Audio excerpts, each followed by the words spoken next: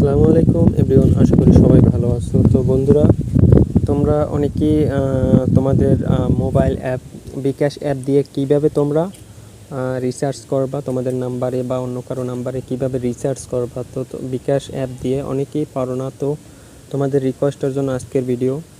তো তোমরা প্রথমে তোমাদের বিকাশ অ্যাপে যাবা। তো তারপরে তোমরা তোমাদের পিন নাম্বারটা দিবা।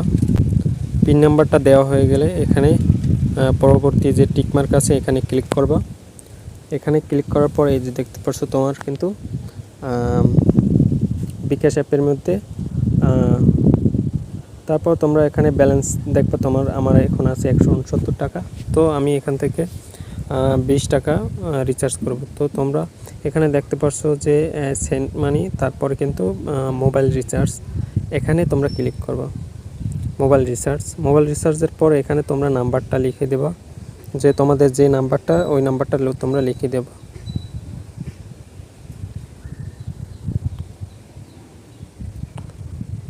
তারপর লেখার পরে এখানে তোমরা তোমাদের যে সিম তোমরা সেটা সিলেক্ট করবা। সিলেক্ট করার পরে তোমরা এখানে কত টাকা করতে চাও, তোমরা কত টাকা রিচার্জ করতে চাও, তো এখানে তোমরা দিয়ে দিবা। তো আমি 20 টাকা রিচার্জ করব। তো এখানে 20 লিখে তারপরে এখানে কিন্তু তোমরা ইন্টারনেট, তোমার যে সিমের অফার, তো তুমি সেটাও কিন্তু দেখতে পারো। মিনিট যদি কেনো মিনিট দেখতে পারবা, 1 মাসের 7 দিনের 4 দিনের সম্পূর্ণ এখানে দেওয়া আছে।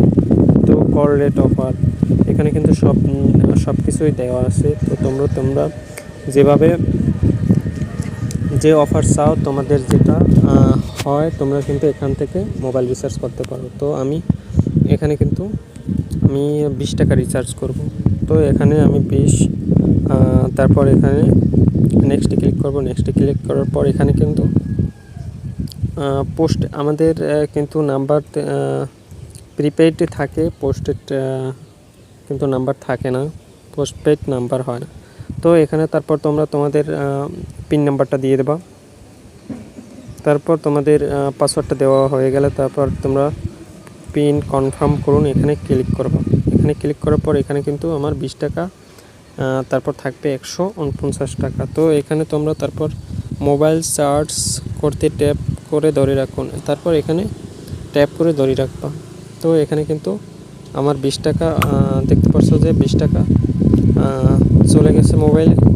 তো এখানে তুমি যদি চেক করো, লেনদেনে যাবা, ইনবক্সে যাওয়ার পরে এখানে কিন্তু আমার নোটিফিকেশন এসে পড়ছে। তো এখানে কিন্তু আমি এই যে 20 টাকা রিচার্জ করছি, এটা কিন্তু আমার লেনদেন সময়ের ভিতর ইনবক্স এসে পড়ছে। তো তোমরা এভাবে যদি বিকাশ অ্যাকাউন্ট থেকে আর কি রিচার্জ করতে চাও সরাসরি, তো এখানেই তোমরা রিচার্জ করতে পারবো। তো ভিডিওটি ভালো লাগলে অবশ্যই লাইক, কমেন্ট আর শেয়ার করো।